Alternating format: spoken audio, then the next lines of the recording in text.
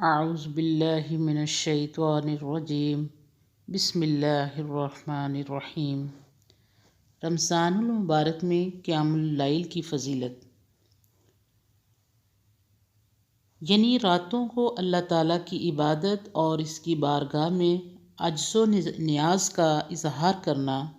قرآن مجید میں اللہ تعالیٰ نے عبد الرحمن رحمان کے بندوں کی جو صفات بیان فرمائی ہیں ان میں ایک یہ ہے، والذین یبیتون لربہم سجدا وقیاما، ان کی راتیں اپنے رب کے سامنے قیام و سجود میں گزرتی ہیں۔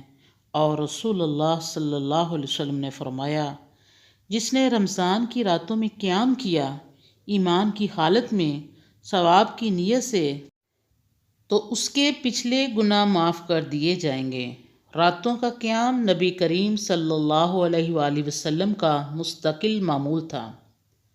صحابہ کرام رضی اللہ تعالیٰ عنہ اور تابعین اعظام رضی اللہ تعالیٰ عنہ بھی اس کا خصوصی اہتمام فرماتے تھے، اور ہر دور کے اہل علم و اصلاح اور صحاب زید و تقویٰ کا یہ امتیاز رہا ہے۔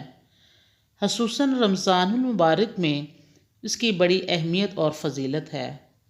رات کا یہ تیسرا آخری پہر اس لیے بھی بڑی اہمیت رکھتا ہے کہ اس وقت اللہ تعالیٰ ہر روز آسمان دنیا پر نزول فرماتا ہے اور اہل دنیا سے خطاب کر کے کہتا ہے، کون ہے جو مجھ سے مانگے تو میں اس کی دعا قبول کروں، کون ہے جو مجھ سے سوال کرے تو میں اس کو عطا کروں، کون ہے جو مجھ سے مغفرت طلب کرے تو میں اسے بخش دوں۔ وآخر دعوانا ان الحمد للہ رب العالمین۔